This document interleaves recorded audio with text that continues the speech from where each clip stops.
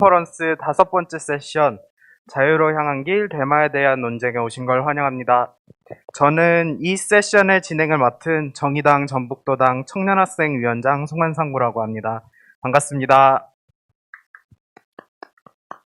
먼저 세션에 들어가기 전에 세션에 참가해 주시고 계신 분들께 함께 해주셨으면 하는 바람으로 준비한 것이 있습니다. 바로 대마에 대한 여러분들께 질문을 드릴 예정인데요. 세션을 듣기 전에 여러분들이 대마에 대해 어떻게 생각하고 계신지 알아보고자 합니다. 지금 현재 스트리밍 되고 있는 유튜브 채팅창을 통해 투표를 할 수 있는 링크를 확인하실 수 있습니다. 링크를 통해 대마에 대해서 어떻게 지금 생각하고 계신지에 대해 한 표씩 투표를 해주시면 감사드리겠습니다. 저희가 이번 세션을 준비하면서 질문하고자 하는 것은 불법과 합법의 경계는 누가 정하는 것인가였습니다. 사회는 일정한 통제와 규칙을 통해 모두가 안전하고 평화롭게 생활할 수 있도록 발전해왔습니다. 법과 규범 또는 관습들이 이에 해당한다고 말할 수 있을 것입니다. 어떤 사회는 관습이나 규범이 법을 대체하기도 합니다. 흔히 법 없이도 살 사람이라는 말이 있듯 법이라는 것은 현대 인류가 반드시 지키고 따라야 하는 것으로 여겨지기도 합니다. 그와 함께 법은 입법부를 통해 끊임없이 제정되고 개정되며 폐지되기도 합니다. 그렇다면 불법과 합법은 어떤 기준으로 정해지며 누가 정하는 것인가에 대한 질문을 할 수 있습니다. 더 나아가 우리가 당연히 불법이라고 생각해왔던 것들이 혹은 관습의 산물이 아닐지 생각해 볼 수 있을 것입니다. 우리는 불법과 합법의 경계에서 자유로 향한 길을 찾고자 합니다. 이에 대표적인 사례라고 할 수 있는 것 중에 하나는 타투가 있습니다. 타투를 한 당사자들에게 하는 질문 중에 하나는 당신은 의료인에게 타투를 받으셨습니까? 라고 묻는다면 그렇다라고 대답할 사람은 정말 소수일 것입니다. 지금 한국의 타투이스트 대부분들은 비의료인이며 현장에서 이들의 시술은 이미 활발하게 진행되고 있습니다. 그러나 의료법 21조 1항의 의료행위에 문시 시술이 포함되어 있기에 한국의 현행법상으로는 타투는 불법입니다. 이는 현행법과 현실이 너무나도 동떨어져 있으며 타투에 대한 인식이 관습 또는 법으로 남아있는 사례라고 할 수 있습니다. 특히 최근에 일본의 경우 최고재판소가 검진 또는 치료 목적이 없는 타투 시술은 의료행위로 포함하지 않는다는 판결을 한 이후부터 타투 시술을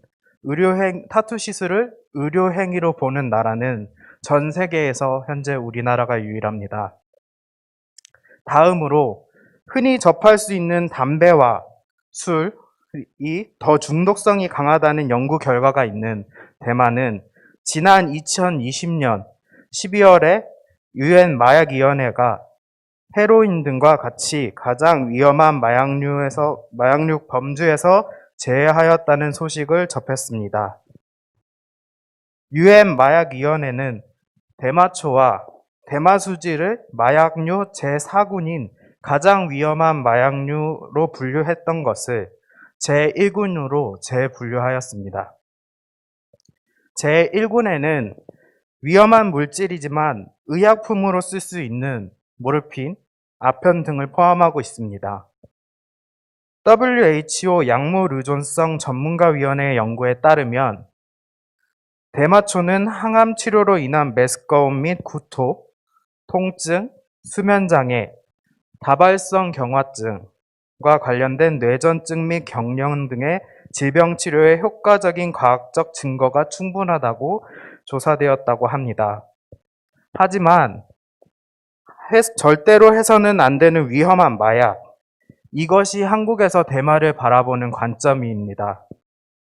이러한 인식으로 현행법상 마약으로 분리되어 있는 대마는 불법 유통뿐만 아니라 소지, 투약할 시 최대 10년 이하의 징역 또는 1억 원 이하의 벌금에 처하는 것이 현실입니다. 이처럼 우리의 인식으로 관습과 규범, 제도, 법으로 남아있는 사회에서 불법과 합법의 경계를 허물고자 자유로 향하는 길을 찾는 사람들과 함께 대마에 대한 논쟁을 지금 시작합니다. 발제자로 한국의료대마운동본부 강석석 대표님을 모십니다. 네, 박수로 맞이하여 주시면 감사드리겠습니다.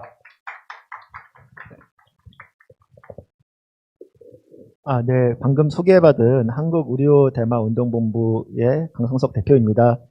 먼저 오늘 이렇게 귀중한 시간을 발제를 부탁하시고 추청해 주신 청년정의당 창당준비위원회 관계자분들과 오늘 준비하신 분들께 먼저 감사의 말씀 드리고 싶습니다. 그래서 제가 오늘 이렇게 간략하게 준비한 발제는요. 주제는 이제 대마와 정치입니다. 그래서 많은 분들이 이제 대마에 대한 사실은 앞서 오늘 세션을 준비하신 분께서 말씀하신 것처럼 좀 약간 대마라는 단어 자체에서부터 이미 선입견을 가지고 있고 많은 분들이 대마에 대해서 좀 약간 저희 같은 이렇게 활동가들에는 이런 낙인화가 되어 있다고 하는데요. 그러면 이런 대마 같은 거를 대한 낙인을 풀고 이제 탈낙인화를 하기 위해서는 왜 정치가 필요해야 되냐, 그리고 오늘 이렇게 청년정의당과 같은 이 청년 정치가 왜 필요할지에 대해서 제가 설명하는 발제를 하겠습니다.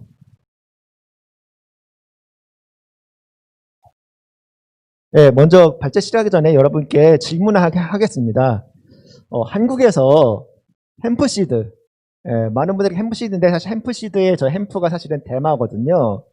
대마 씨앗이 언제부터 우리가 이렇게 식품으로 먹을 수 있게 됐는지 혹시 여기 보시면서 혹시 아시는 분 계신가요? 네. 햄프시드를 언제부터 저희가 식품을 먹게 됐냐면 2015년입니다. 예. 2015년에는 사실 이 햄프시드에는 씨앗 종자이기 때문에 대마 성분이 거의 없거든요. 근데 대마 성분이 거의 없는데도 불구하고 한국 식약처에서 그리고 식품공전에서 햄프시드마저도 이거는 대마의 씨앗이다 라는 이유만으로 그동안 식품으로도 먹을 수가 없었습니다. 사실은 이 햄프시드는 우리 흔히 먹는 해바라기 씨나 아마씨 같은 그런 그냥 너트 종류의 하나일 뿐인데도 그냥 정부에서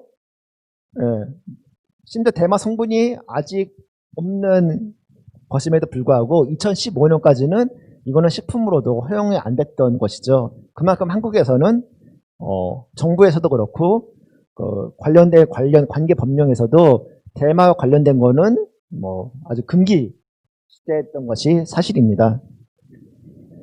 그래서 한국에서 제가 말씀을 드리는 이제 입법부의 노력이 필요하다라고 먼저 말씀해 주셨는데요. 한국에서 이제 대마의 정의는 이제 농업에 관련된 법률이 아니라 마약류 관리에 관한 법률에만 대마의 정의가 있고 그래서 그렇기 때문에 농림부에는 대마에 관련된 업무를 맡는 공무원이 없습니다. 농림부에는 대마에 맡는 공무원이 없고 대마에 대한 업무 분장이 있는 공무원은 식품의약품안전처 그리고 마약의 중에서도 마약 정책과 공무원만 대마에 대한 업무를 맡고 있는데요. 그 이유는 한국에서 대마는 이 마약류 관리와 법률에만 대마에 대한 정의가 되었기 때문에 이거는 사실 농업의 영역에서는 많은 농민들이 대마를 키우고 대마에 대해서 관련된 농업에 관련된 거를 하고 싶은데 이거는 이거에 대한 정의는 마약류 관리에 관한 법률밖에 없기 때문에 현재상으로는 아직도 한국에서는 이 대마와 관련된 농업에 관련된 것이 이제 전혀 발전되지 못한 상황입니다. 그래서 이 마약류 관리에 관한 법률 제2조 4호를 보시면 대마초는 뭐 카나비스 사티바 L이라고 말하고, 그런데 이 아까 전에 말씀 대마 종자, 아까 전에 대마 씨앗이죠. 햄프시드랑 대마 뿌리, 그리고 대마 줄기는 이거는 좀 제외하겠다라는 게 현행 법률상의 대마 정의입니다. 그래서 이제 대마 종자는 제가 말씀드린 대로 햄프시드로 우리가 식품으로 먹을 수 있고요. 그 대마 줄기는 우리 삼배 옷을 만들 때 그 삼배 옷의 원료가 이제 대마의 줄기거든요. 그래서 그것만 빼고는 사실은 이제 다른 대마 부위는 다 마약이라는 게 바로 현행법의 정의입니다. 네. 그리고 또 자세한 사항은 뭐 대마초에서 나온 그 수지, 대마에 나온 진액 같은 거나 아니면 대마초와 대마초 수지를 원료하는 모든 제품, 그리고 대마 성분과 유사한 성분까지도 이제는 다 마약류로 지금 현행법은 다 이렇게 규정을 하고 있고요. 네.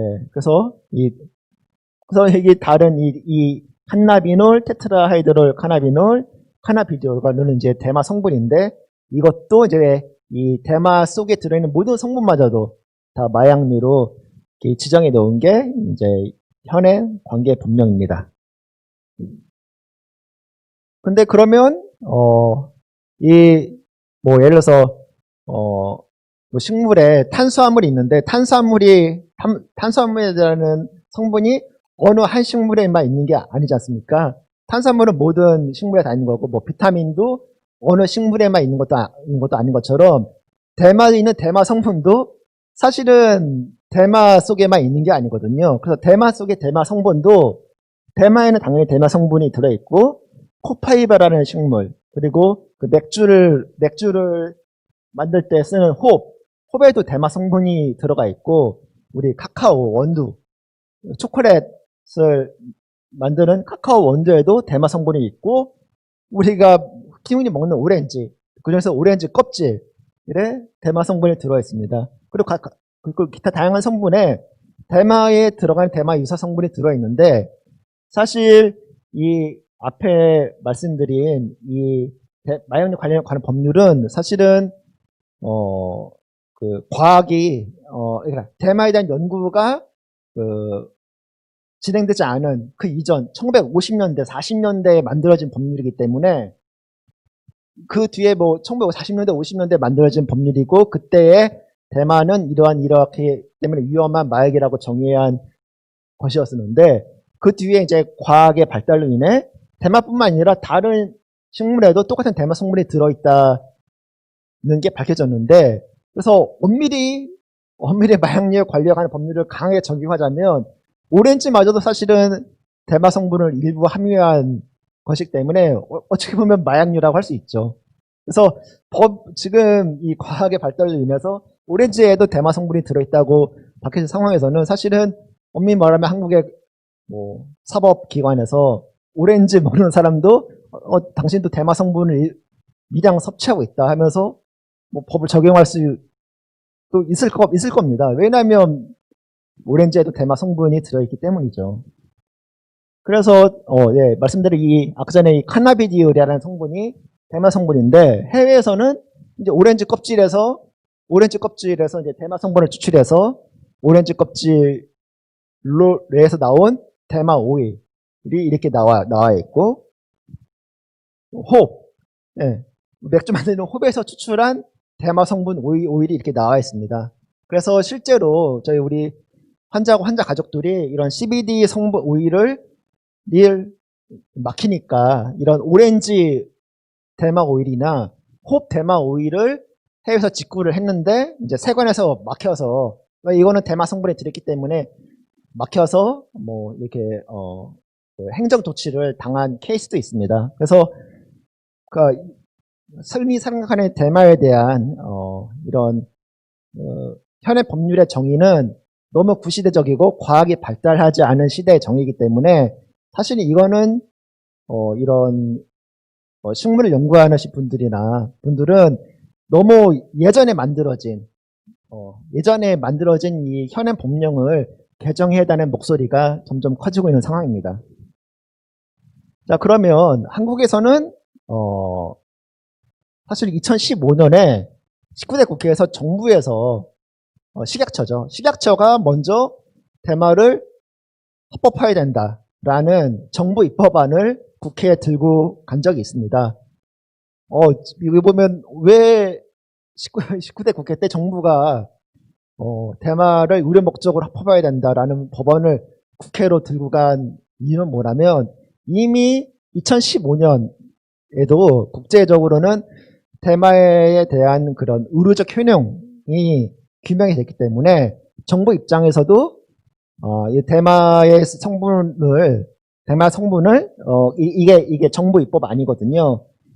그 대마를 다른 항정식성 의약품처럼 쓸 수 있게 이거를 정부 식약처에서 국회로 가지고 들고 간 적이 한 번 있었는데 이때 그 19대 국회 보건복지위원회에서 법안 소위원회에서는 그냥 이 안을 들고 오자마자 아니 어떻게 정부가 대마를 합법화하려고 하느냐 이건 말도 안 된다 하면서 사실 정부 입법안은 최소한 그 보건복지위원회 전체 회의나 법사위까지는 올라가는데 보건복지위원회 법안 소위원회에서부터 탈락된 정부 입법 아닌데도 불구하고 그랬던 경우가 한 번 있었습니다. 그래서 사실은 2015년에도 정부가 이렇게 먼저 대마는 의료 목적으로 먼저 풀어야 한다는 입장을 가질 만큼 사실은 이거는 전 세계적으로는 대마는 최소한 의료 목적만으로는 풀어야 된다는 게 사실 전 세계 공통된 지금 그런 공통된 의견이자 이거는 거의 당연한 것으로 받아들이는 상황인데 19대리는 이거는 국회에서 막혔던 거고 그러면 이거를 사실은 정부에서 먼저 했지만 이거는 국회에서 막혔고 근데 한국에서 이 대마를 합법화 하려고 하는 운동을 하는 이런 시민단체가 사실은 2017년까지 하나도 없었습니다. 그러니까 한국의 많은 인권단체, 보건의료단체, 심지어 정당, 정의당 같은 정당에서조차도 대마 합법화에 대한 이슈는 이건 건드리면 안 된다. 건드리면 단체 후원 끊긴다. 건드리면 정당 이미지에 흠집이 간다. 그러한 이유로 사실 2017년까지 대마 합법화를 주장하는 이런 시민단체나 정당이 없었습니다. 그래서 저희 한국 의료 대마 운동본부는 2017년 6월 29일에 창립 총회를 했고요. 그래서 저희가 한국에서는 아까 전에 말씀드린 대로 대마에 대한 낙인이 너무 싫기 때문에 대마에 대한 탈낙인화를 위한 시민 운동을 했고 그리고 지금 현행 우리가 쉽게 병원에서 처방받는 진통제나 신경정신과에서 처방받는 약들 그런 약들이 이제 흔히 전문 용어로 벤조디아ze핀계 약물이나 오피오이드 이런 약물이 있는데 이런 약물의 대체로서의 의료용 대마를 합법화하고 그리고 그때 이제 미국에서도 이제 이런 오피오이드 그러니까 마약성 진통제를 미국은 이제 국가 재난으로 선포할 만큼 또 한국도 마찬가지거든요. 한국도 이런 마약성 진통제 문제가 지금 계속 심각해져서 계속 언론에 보도되고 있습니다. 그래서 이런 모르핀, 코데인, 루스파인 같은 이런 마약성 그 진통제보다 이제 의료용 대마를 처방받는 것이 이제 당연한 것이다라는 이런 것을 저희가 언론을 통해 그리고 이제 국회를 통해 이거를 좀 저희가 캠페인을 벌였습니다. 그래서 2017년에 이제 한국의료대마운동본부 창립총회를 했고요. 그리고 저희 의료용 대마초를 왜 합법화해야 되는가라는 그 책을 출간을 하고 북콘서트도 진행을 했습니다. 근데 이제 먼저 이제 저희가 이제 2017년에 관련된 저희가 언론에 보도된 기사들이나 인터뷰를 이제 팔로업을 해보시면 계속 이제 매주마다 언론 인터뷰를 하고 뭐 공중파에서도 계속 이 의료용 대마를 되게 이거 좀 자극적인 이슈니까 언론에서 계속 보도를 했었는데요. 먼저 2017년 10월 31일에 국회의 입법조사처, 그러니까 입법 타당성을 검토하는 국회 안의 기구에서 특히 보건복지여사팀에서 이제 자료를 요청해서 저희가 의료용 대마 합법화 자료집을 전달을 했고, 그래서 이제 그리고 뭐 계속 이제 인터뷰를 계속 이렇게 했는데 2017년 12월 25일 날 제가 한겨레 신문과 인터뷰를 했습니다. 그런데 그 한겨레 신문에 인터뷰를 하고 그 기사가 너무 많이 공유가 되고 뭐 작년이나 올해의 그런 그래서 이런 환자 가족 사연으로 사실은 이런 거를 정치인들이 국회 발의를 많이 하지 않습니까? 그래서 저희가 이슈가 되다 보니까 2018년 10월 25일 그 다음 주에 마약류 관리에 관한 법률, 아까 전에 말씀드린 대로 대만은 마약류 관리에 관한 법률에만 있기 때문에 이거를 일부 개정하는 법률안을 발의를 했는데 이 법안은 더불어민주당에서 발의를 했습니다. 그래서 더불어민주당에서 발의를 했고 그리고 이 법안 제안 이후에 아까 전에 12월 25일 한겨레 신문의 인터뷰가 제안 이후에 그대로 그냥 복사 붙여넣기를 해서 운동본부의 인터뷰가 법안 제안 이유가 됐고요. 그리고 저희가 이제 국회 앞에서 이거는 한국에서 최초에 있던 겁니다. 국회 앞에서 의료용 대마 법화를 위한 시민을 행진했고 그때 당시에 자유한국당, 더불어민주당 그리고 정의당도 다 방문을 해서 지금 더불어민주당에서 이제 11명의 국회의원이 발의를 했으니까 이거를 일단 20대 국회에서 좀 통과시켜달라라는 의견을 전달을 했습니다. 그런 다음에 이 8월 28일까지 1월에 발의를 했는데 8월이니까 7개월 동안 아무런 논의를 안 하다가 8월 28일에 그때서야 보건복지부에 올라가고 뭐 이런 과정을 되고 여기서도 한번 법사위원회에서도 한번 떨어졌다가 결국에는 11월 23일 10개월 만에 국회에서 찬성 205표, 반대 1표, 기권 15표로 90표 찬성으로 통과가 됐습니다. 딱 여기까지 보면 그러면 한국은 의료 목적으로 대마를 할 수 있는 거 아니냐? 다 끝난 거 아니냐? 왜 운동본부 계속 있느냐? 라고 질문이 될 텐데요.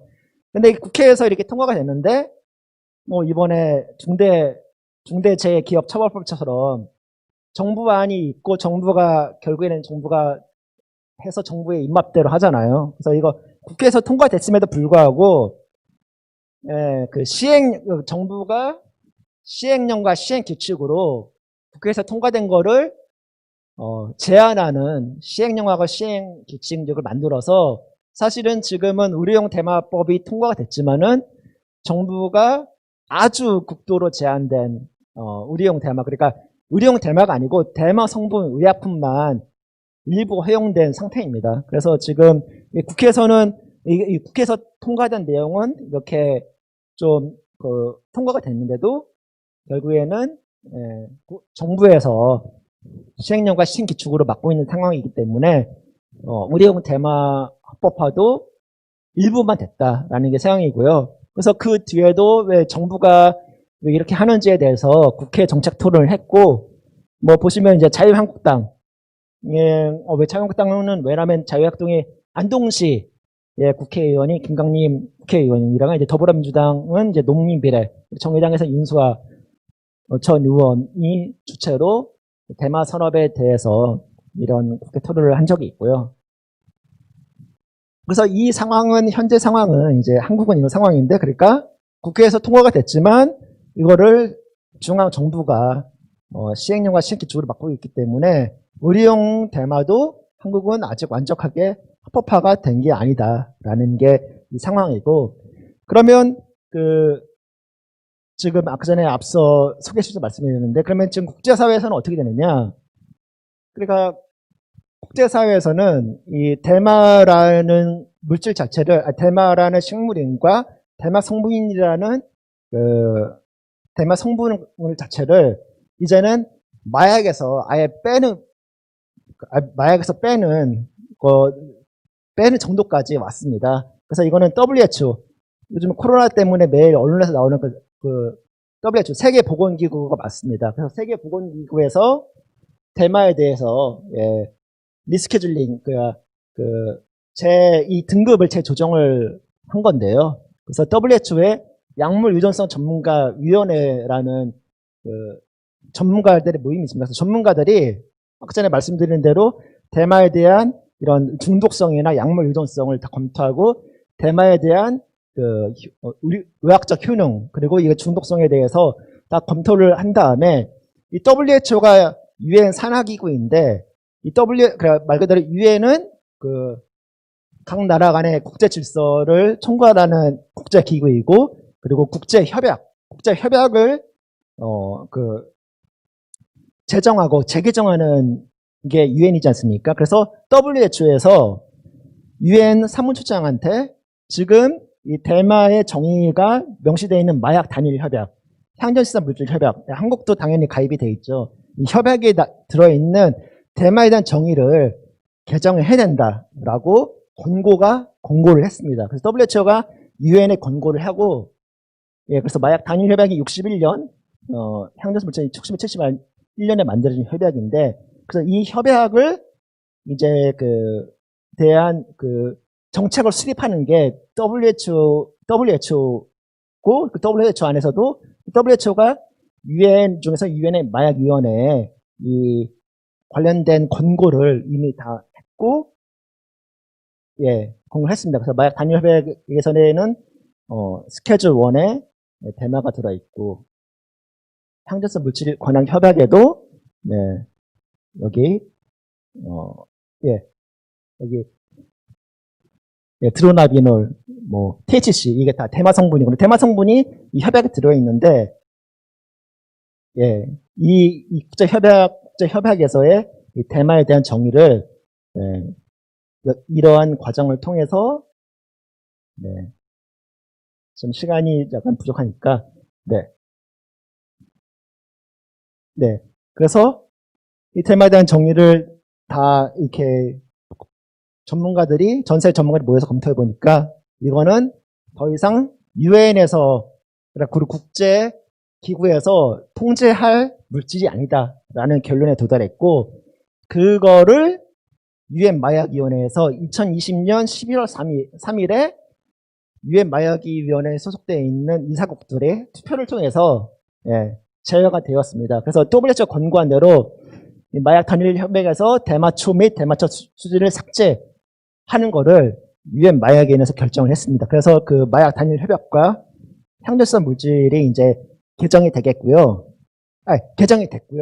당연히 그 협약에 가입되어 있는 한국도 당연히 그 협약에 가입되어 있으니까 그 협약대로 이제 따라야 하는 시대가 됐습니다. 그래서 저희 한국의료대마운동본부는 이번에 유엔 결정을 할 때 유엔의 경제사회 이사회에 있는 다른 전 세계 비정부 단체와 함께 유엔의 공식 서한을 저희도 제출을 했고요. 그래서 아시아에서는 한국의료대마운동본부랑 태국에 있는 단체, 라오스에 있는 단체, 그리고 필리핀에 있는 단체 4개 단체만 유엔 공식 서한에 이름을 올렸습니다.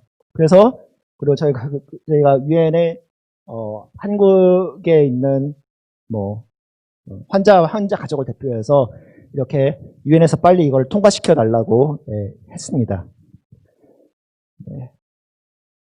자, 그러면 여기에서 왜 정치가 필요하느냐? 결국에는 마약 전에 말씀드렸듯이 마약 인력 관리에 관한 법률, 현행 법률을 바꿔야 되는 것은 국회의 역할이거든요.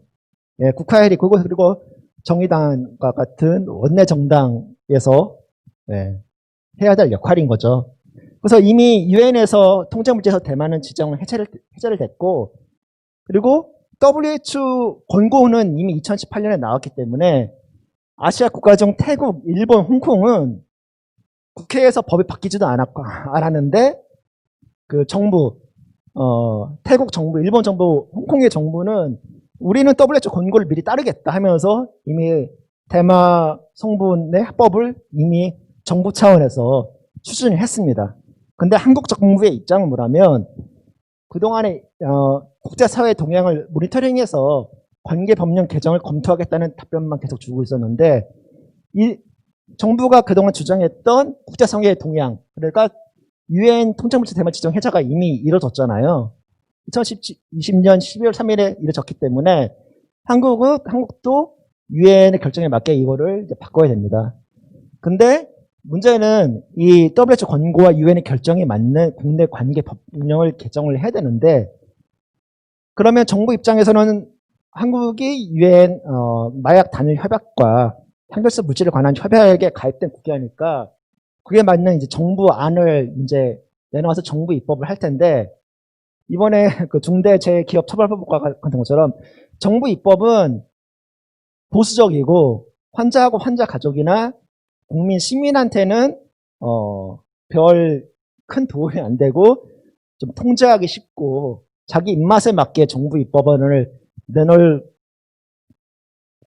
수밖에 없을 겁니다. 그래서 이제 유엔이 결정하는 국내 관계법 개정을 할 때 정부 입법을 이제 정부도 이제 할 텐데 그거에 맞게 않게 이런 정의당과 같은 그리고 이제 청래당과 같은 이런 진보 정당에서 좀 더 환자하고 환자 가족 중심이거나 아니면 뭐 이제는 완전 합법화까지 아우르는 그런 법안을 국회에 제출을 해다는 게 정치라고 생각을 합니다. 그래서 이렇게 유엔은 권고와 WHO 결정만 국내 관계 법정 개정을 해야 되는데 근데 아까 제가 말씀드렸잖아요. 대마에 대한 정의는 마약류 관리에 관한 법률밖에 없는데 이거를 이 기준에 맞게 개정을 하려면 40여 개의 군대를 바꿔야 됩니다. 그래서 이거는 거의 불가능한 것이고 대마에 대한 단독법을 국회에서 발의를 해야 되는데 그러면 대마에 대한 진짜 진보적이고 모든 국민에 대한 요구를 아울 수 있는 거는 이거는 정치인의 입장이고 그리고 원내 정당 그리고 정당 같은 이런 정당의 그 마땅한 사실은 당연한 의무이지 않을까라는 생각이 듭니다. 그래서 저는 이런 지금 21대 국회고 국회에서인데 이 대마에 대한 단독법을 저는 정의당에서 진보적인 관점에서 그러니까 미국에서는 이번에 그 미국 대선에서 어떤 일이 있었냐면 바이든 후보가 TV 토론회에서 대마 합법화를 얘기하면서 대통령 후보가 대마 합법화를 공약으로 걸고 이번에 대통령이 당선이 됐어요. 그러니까 미국의 민주당 같은 경우에는 그래도 민주당에서 대선 후보가 대마 합법화를 공약을 걸고 대통령이 됐고 그리고 민주당 내에 그러니까 민주사회주의자 뭐 알렉스리아 오카시오 코르테즈 같은 사람들도 그리고 버니 샌더스도 다 대마 합법화를 버니 샌더스는 뭐 10년 전부터 대마 합법화를 계속 주장했던 사람도 있고 그래서 이거는 사실 진보 정당의 당연한 목소리인데 그동안 한국은 말씀드렸듯이 낙인이 너무 심하다 보니까 이거를 선뜻 손을 대기가 어렵다는 말들이 많았는데 이제는 국제사회에서도 이렇게 하고 있고 지금 이렇게 오늘 청년정의당에 준비한 컨퍼런스에서도 이야기를 한 만큼 이거는 이제는 좀 당당하게 저희 환자 가족 그리고 많은 사람들의 목소리를 좀 담아서 할 수 있었으면 좋겠습니다. 우선 제가 좀 시간을 약간 좀 오버한 것 같은데 그래서 오늘 아무래도 이 이후에 청년정의당이라는 그 정당이 창당이 되면서부터도 미국의 이런 진보정당에서도 이거는 뭐 강령에까지 올려놓은 정당도 있기 때문에 저 이거에 대해서 좀 더 신중하고 이걸 좀 더 이렇게 이것에 대해서 좀 더 심도 있게 오늘 컨퍼런스가 끝나더라도 이후에도 계속 논의를 해주셨으면 합니다. 네, 오늘 이렇게 좀 약간 긴 발제를 들어줘서 감사합니다. 네.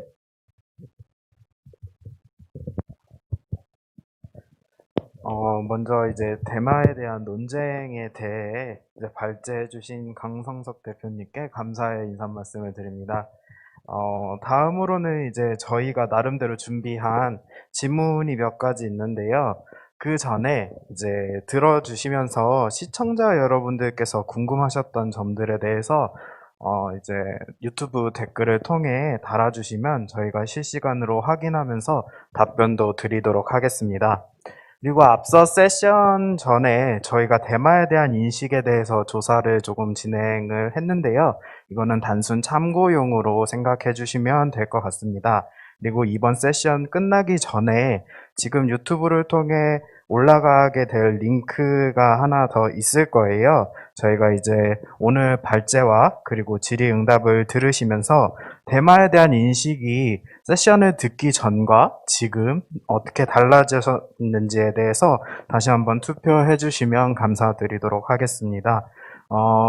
먼저 첫 번째 질문으로는 이제 저희가 준비한 질문으로는 옛날에는 이제 할아버지나 이제 할머니 분들이 삼배를 만드시면서 대마잎을 말아서 피우기도 하셨다고 하는데 이게 정말인지에 대해서 조금 여쭙고 싶습니다.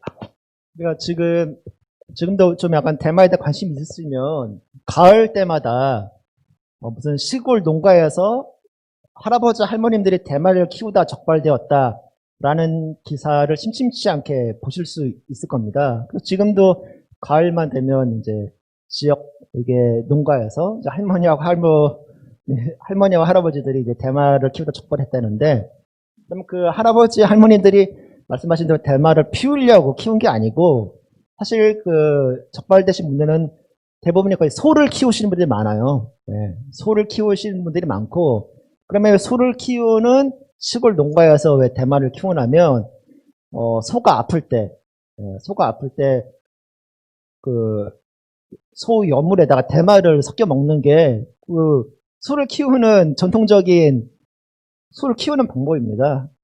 성소를 키우는 방법이고, 한국도 76년에 대마관리법이 만들어져서 대마를 단속을 시작하기 전까지는 아주 보편적인 그냥 소 키우는 방법이었어요. 그래서 이제 지금도 노인분들이 사실은 뭐 대마를 피우려고 대마를 키우는 게 아니라 사실은 소를 키우거나, 왜냐면 소가 아플 때 대마를 섞인 용물을 먹기 때문에 그런 개념인 거고, 사실 대마를 뭐 향락 목적으로 키운 역사가 한국에는 별로 없습니다. 네. 두 번째는 이제 대마 합법화가 되면 이제 대마는 누구나 키울 수 있나요? 라는 질문과 함께 지금 안동에서는 특히 대마를 키울 수 있다는 이야기가 있어요. 이게 사실인지에 대해서 조금 설명해 주시면 좋겠습니다. 사실 대마는 여기 서울에서도 키울 수 있습니다. 네, 대마는 서울에서도 키울 수 있고, 전국에 어디, 뭐, 안동, 뭐, 어느 지역에서만 키울 수 있는 게 아니고, 대마는 모든 지역에서 다 키울 수 있고, 근데 대마를 키울 때는 그 대마 재배 허가를 받아야 됩니다. 대마 재배 허가는 지자체에서 주고요.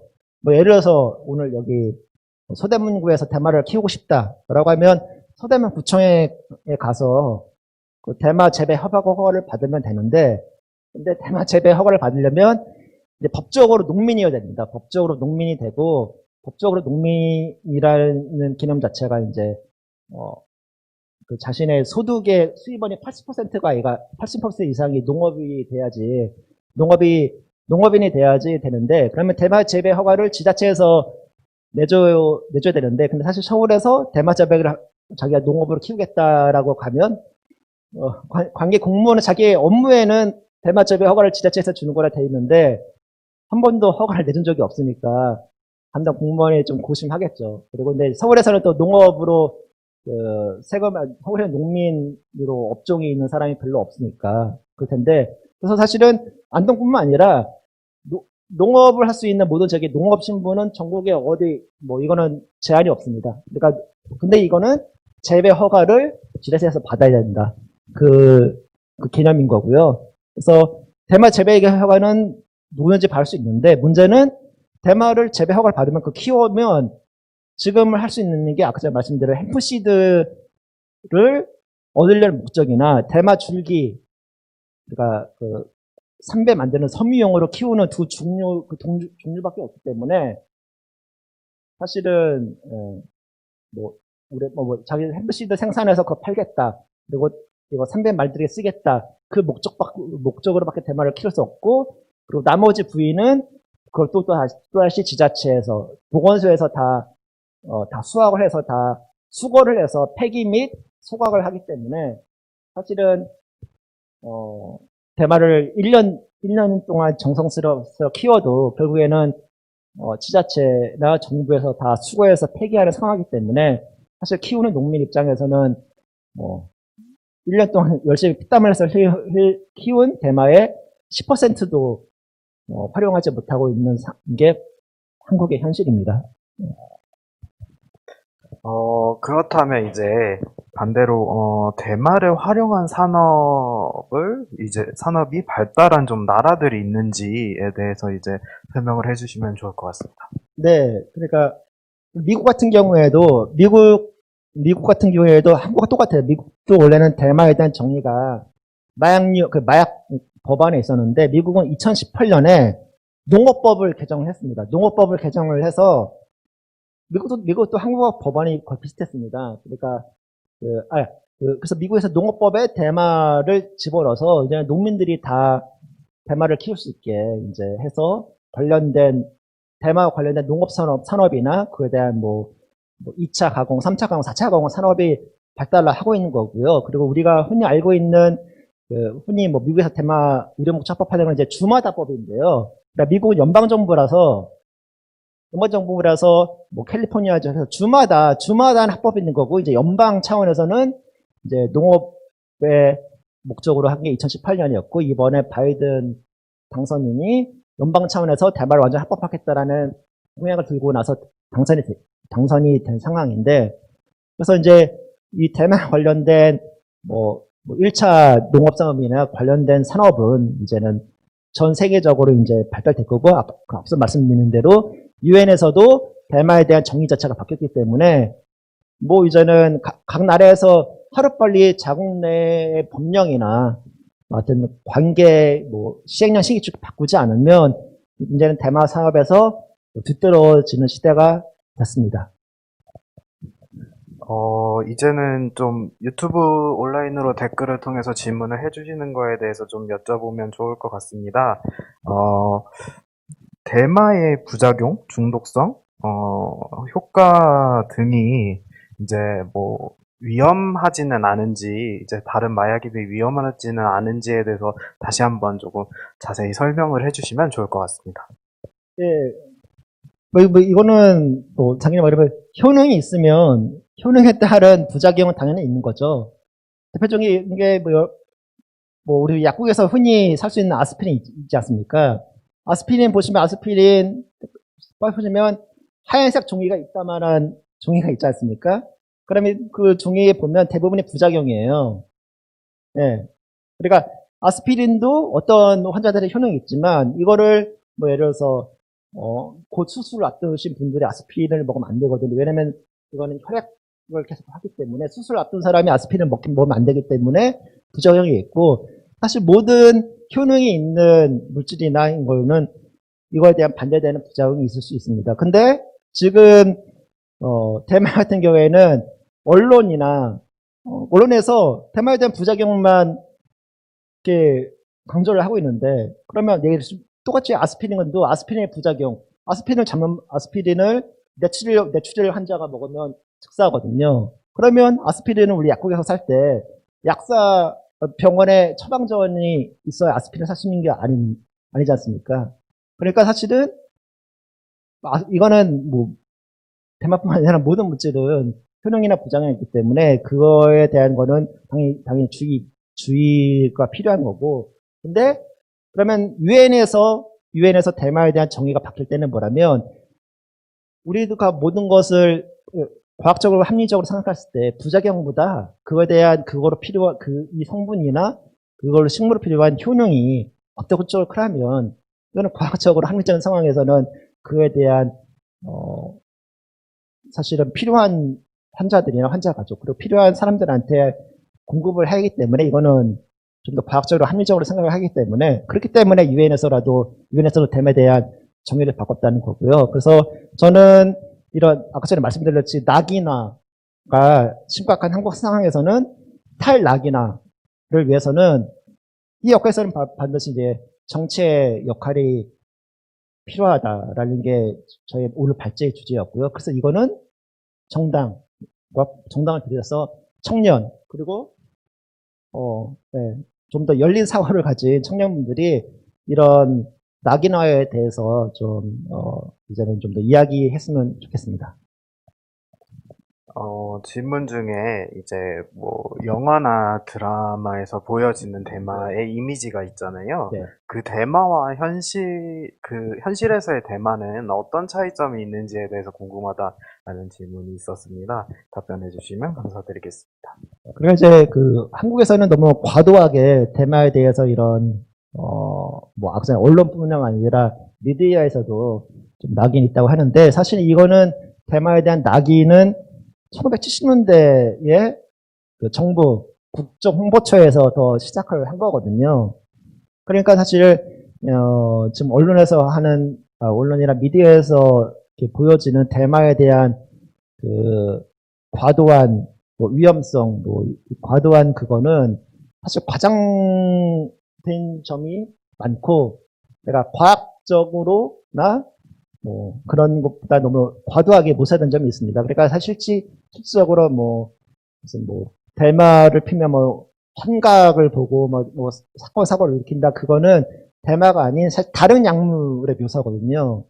예, 다른 약물의 묘사를 마치 대마 때문인 것처럼 되는 거 있기 때문에 저는 앞으로에서는 좀 제대로 된 그 묘사를 특히 이런 사람들에게 큰 영향을 주는 미디어에서 좀 제대로 내걸 거고 저는 과학적인 검토를 받아서 그거를 한다고 생각하고요. 지금 사실은 너무 과도하게 부풀려진 면이 있기 때문에 이거는 사실은 이런 과학자나 연구자들의 그런 그 소견이나 그거를 받아서 한다는 게 입장입니다. 그래서 뭐 좀 우리가 알고 있는 상식이라는 게 좀 이게 제대로 된 건가 아니면 좀 부풀려지고 된 거를 좀 면밀히 검토를 해야 됩니다. 네. 질문을 계속 꽤 많이 올려주시고 계신데요. 네. 혹시 대마는 그럼 이제 주로 어떤 환자들에게 시급하게 필요한 상황인가요? 그거의 질문에 대해서 좀 답변해 주시면 감사하겠습니다.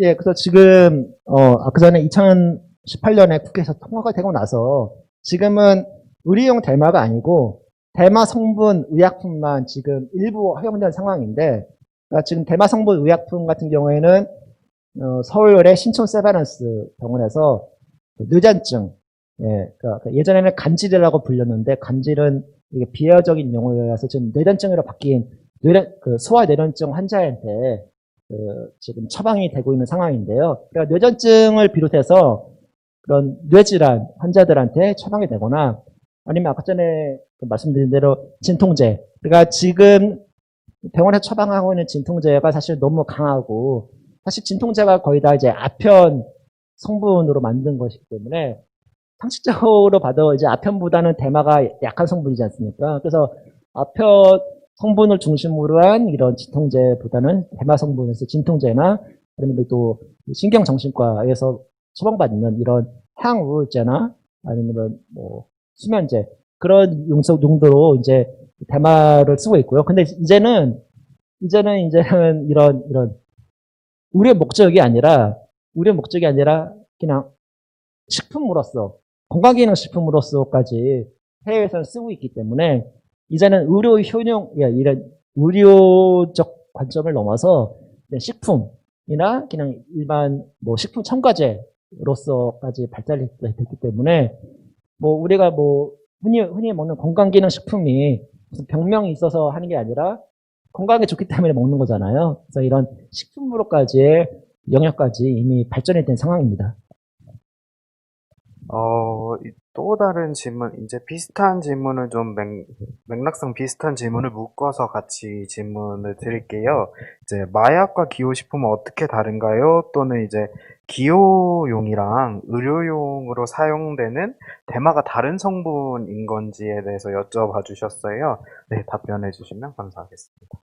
그래서 많은 분들이 이제 그러면 의료용 대마랑 기호용 대마랑 다른 거냐라고 물어보시는데, 근데 사실 기호용이라는 말도 사실 이거는 좀 약간 이것도 언론에서 좀 잘못 말한 게 기호용이라기보다는 뭐 해외에서는 성인용 대마라고 하는데, 근데 의료용 대마랑 기호용 대마랑 다른 게 아니라 사실 같은 겁니다. 같은 건데, 제가 비유를 하나 드릴게요. 우리 인삼 있지 않습니까? 인삼. 근데 인삼이 우리 그래서 정관장에서 파는 홍삼액 뭐 그것도 있고, 우리 그냥 마트에서 우리 뭐 삼계탕이나 요리에 넣어 먹는 인삼도 마트에서 팔지 않습니까? 또 인삼이 그래서 뭐 한의원에 가면 한의원에서 한약 지어줄 때도 인삼이 들어가지 않습니까? 그러니까 같은 인삼인데도 이거의 사용 목적에 따라서 만약 한의원에서 그 한약에 들어가는 인삼은 그거는 의료 목적인 거고, 뭐 마트에서 우리가 쉽게 살 수 있는 인삼은 식품에 넣어 먹는 거고, 뭐 정관장에서 파는 거는 그거는 건강기능식품으로서 파는 인삼이듯이 같은 인삼이지만 활용 목적, 가공 그거에 따라서 다른 거지. 대마도 똑같은데 대마도 똑같은 식물인 거고, 예. 그래서 대마도 그 목적에 따라서 쓸 수 있는 것이지 이게 무슨 전혀 다른 게 아닌 거고요. 그러면 해외에서는 이게 뭐 기호용이라는 말이 왜 잘못된 용어라면, 그러니까 특히 우리가 기호식품이라고 하는 게, 기호식품이 아니면 기호용품이라는 게, 뭐 대마로 치면 우리 뭐 담배나 술이나 그런 거지 않습니까? 근데 담배나 술을 선택을 하는데, 그럼 담배 같은 경우에는 사람들이 왜 담배를 필까요? 기분이 좋아지려고 피는 거지 않지 않습니까? 대마도, 예. 사실 담배도 환각 물질이지 않습니까? 예. 기분을 바꾸게 해주고 중추신경에 영향을 미치는. 술도 마찬가지죠. 술을 아예 못하는 사람 입장에서는 이거는 마약과 똑같은 거잖아요. 사실 중추신경에 맞춰서 기분이 좋아지게 하고, 많이 뭐 마시면 기억도 끊기게 하는 위험한 물질이지 않습니까? 근데 현대 사회에서는 이거를 사람이 사람한테 성인 21세 이상한테는 허용한 것처럼, 그래서 해외에서 대마를 허용한다면 보면 수위나 담배가 똑같은 레벨로 본다는 거죠. 근데 중독 전문가들의 전문가 의견에 보면 수위나 담배보다 중독성이 낮다고 하는 게 과학적인 의견이거든요. 그러면 담배보다 술이나 중독성이 낮으면서도 똑같이 성인들을 위한 것이며, 그러니까 미국이나 다른 선진국들이 대마를 성인 목적으로 합법화된 이유에는 그 나라의 과학자들이나 그들의 보건의료 전문가들의 똑같은 선상에서 보면 더 중독성이 심한 물질을 했을 때 이거를 그 나라의 정치인들뿐만 아니라 과학자들의 연구를 들여야 될 당연한 결과거든요. 그러면 한국에서 저희가 2017년에 의료 목적 대마 합법화를 얘기했을 때도, 환자 가져가지고 위해서 합법할 때도 언론이나 모든 곳에서도 다 이거는 아니다, 의료 목적도 안 된다라는 게 21세기 한국의 현실이거든요. 정의당도 마찬가지예요. 정의당에도 저희가 의견서를 보냈을 때 이거 좀 토론을 하겠다라는 게 2017년이었는데, 그러니까 더불어민주당에서 먼저 발의를 해서 통과가 된 상황이었고, 그러니까 이거는 진보 정당에서도 그동안 30년 동안 좀 약간 손을 대지 못했던 부분이었는데, 이거를 저희 같은 민간 시민단체에서 주장했고, 이게 결국에는 유엔에서도 되는, 국제적으로 통용되는 거였기 때문에 이렇게 된 건데, 그래서 저는 진보 정당에서 2021년에 유엔에서까지 이렇게 결정된 것을 대해서 좀 더 한 발짝 더 나아가서 적어도 최소한 해외와 똑같은 그런 수준의 그런 의제를 이제는 얘기해야 될 때가 되지 않았냐. 그게 2021년에 한국의 정치가 아닐까라는 생각이 듭니다. 네, 이것도 상당히 궁금해 주실 분들이 많을 것 같습니다. 흔히 이제 대마를 생각을 하면 이제 환각작용이 있다라는 걸 얘기를 하는데요. 이제 유튜브 댓글에는 대마를 하면 밖에 공룡이 보인다는데 진짜인가요? 라고 되게 직설적으로 표현을 해주셨어요. 좀 대마의 환각작용에 대해서 이제 좀 자세히 설명을 해주시면 좋을 것 같습니다. 뭐 대마를 보면 코끼리가 보이고 지금 공룡이 보인다는 거는 대마가 아니고 다른 마약입니다. 다른 마약에 아주 말씀드린 다른 마약이고 더 강한 마약에 대한 효과인 거고, 그러니까 해외에서 대마를 원조 합법했을 때는 그런 레벨의 그런 다른 강한 마약 같은 그거는 그 질문 자체가 잘못된 질문이고요. 근데 대마에 대해서의 그런 거는 환각이라는 건 뭐냐면 우리 감기약 먹었을 때 기분이 몽롱해지지 않습니까? 그 정도 수준이라 보시면 됩니다.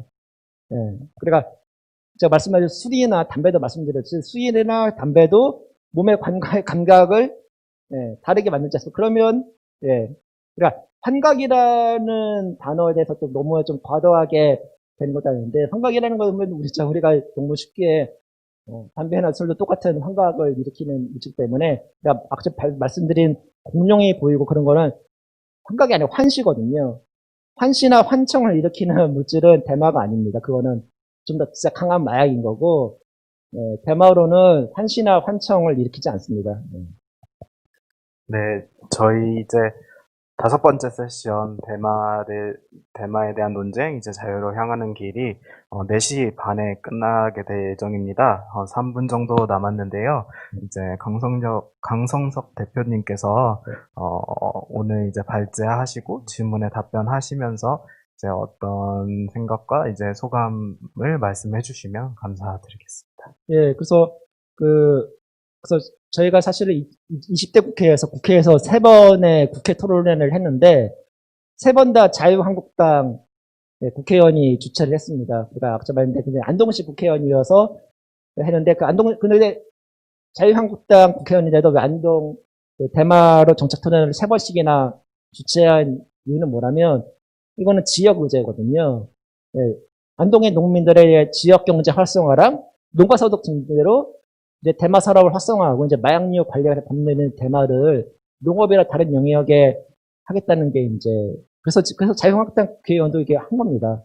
그리고 윤서아 의원님도 참가를 하셨고, 근데 이제는 이게 보기에는 이 대마는 식물이고 농업의 직물이기 때문에, 근데 이제 저는 한 가지 좀 지금 걱정스러운 게, 이제 국제적으로 대마에 대한 규제가 풀리면 한국 정부도 갑자기 대마에 대한 이제 갑자기 어느 날 갑자기 대마에 대한 모든 규제가 없어지고 거기 풀릴 거란 말이죠. 그러면 한국 그동안 대마 산업의 기반이 하나도 갖춰지지 않았는데, 그거에는 해외 다 수입이라 그거로 다 이제 잠식이 될 게 전 100% 그렇게 예상이 됩니다. 근데 이미 관련된 법안이 없기 때문에 한국의 농민들이나 지역에서 이거를 대비할 방법이 하나도 없어요.